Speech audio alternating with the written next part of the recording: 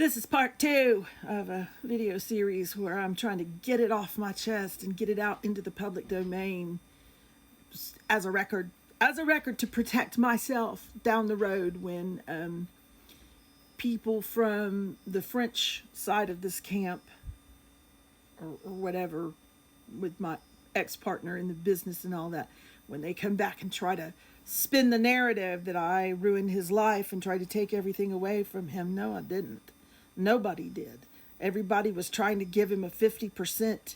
The shares are 50-50. At first, we tried to give him a certain amount of money to walk away because we expected him to be hostile. And I mean, now you see why we expected that. So we just wanted him gone. We just wanted, shut him up, give him the money, give him what he wants, go. But it turns out he wanted twice that, of course, because he can't do math.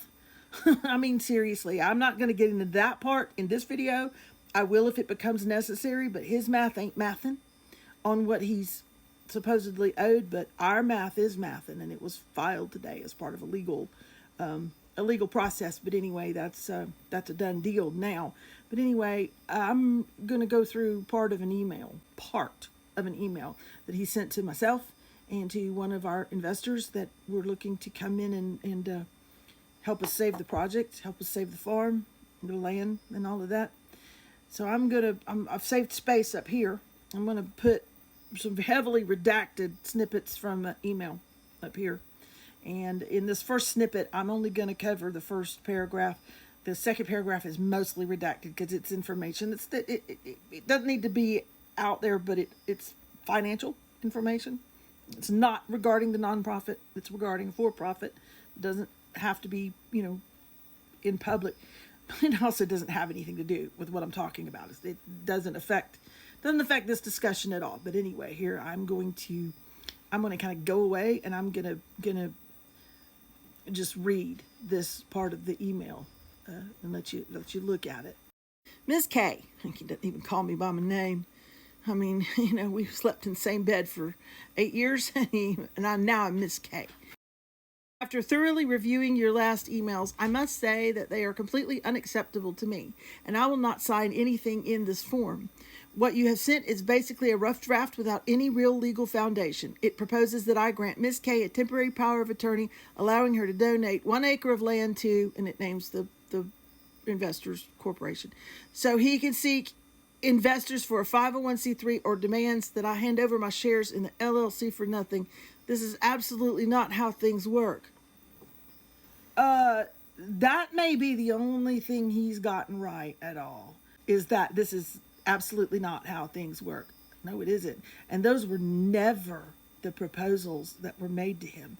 Now, remember, he refused a meeting with the investors during the second phase of this pseudo negotiation that he could not be bothered to participate in.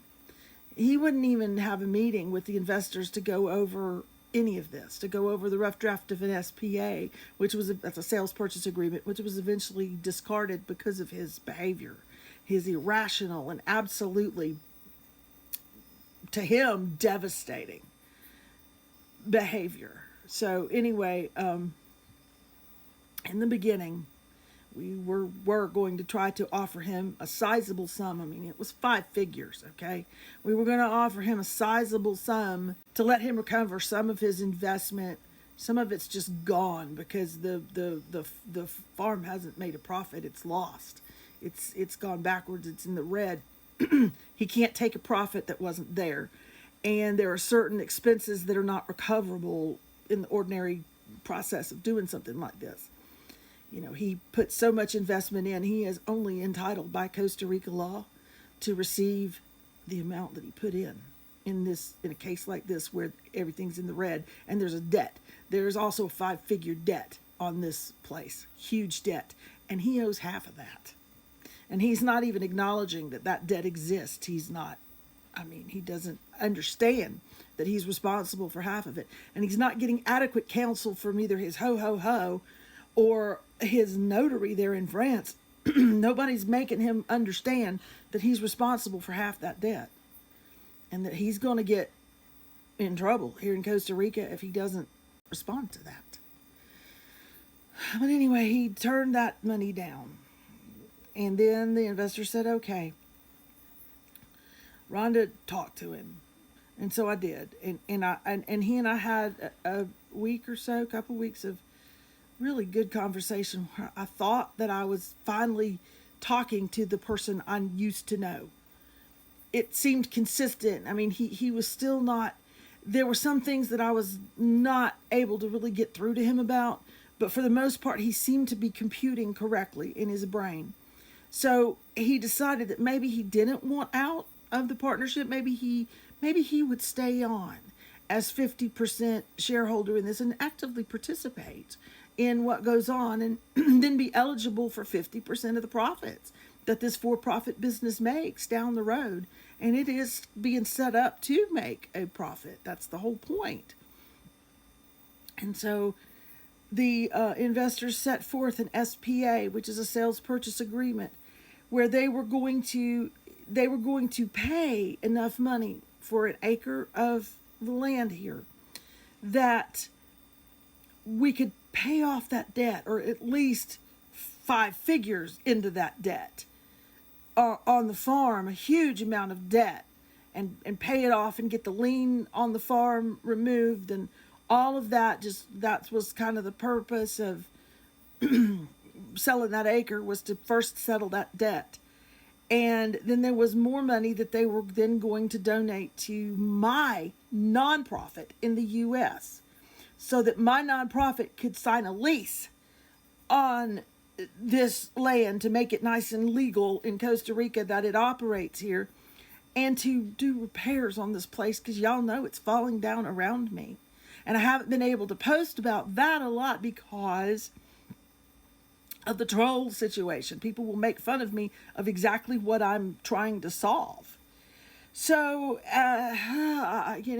and Michelle never seemed to understand that there are 2 separate entities operating. And one thing he certainly has never understood, even before he left, he doesn't understand the purpose of a nonprofit, a 501c3 in the U.S., and he doesn't understand how they work. And he's extremely suspicious of it, and he thinks I was doing something that's not legal. He does not understand the corporate structure of a 501c3, or the fact that they're legally entitled to receive. It never got into his head that as a 501c3, I am legally entitled. My entity is legally entitled to receive donations. It's not a grifting operation or scam or anything like that. A 501c3 is based on donations. That is written into the law, because that's how they work, and he never understood that. I was apparently trying to set it up to live off a charity and this and that and the other. Never mind the work that I'm doing, that, never mind all the work that goes into this. You don't sit on your butt and collect donations and not actually do the work. Well, some people do, but it doesn't last long. No, there's actual work being done here, and it just never tracked in his brain. So when he found out that the investors were planning to put some of the money into the nonprofit, he lost his mind, and he said he wasn't going to have anything to do with that SPA. And remember, he still will not meet with the investors. He will not take a meeting to discuss any changes in language in the SPA that they were willing to make. So then Rick, the lead investor, said, and it's going to be a 3-parter evidently, the lead investor threw the whole SPA out. And he said, throw it in the trash. It doesn't exist anymore. I have a different plan. And so the SPA ceased to exist. And we'll move on to part 3. Good Lord, I can't be short-winded for anything, can I?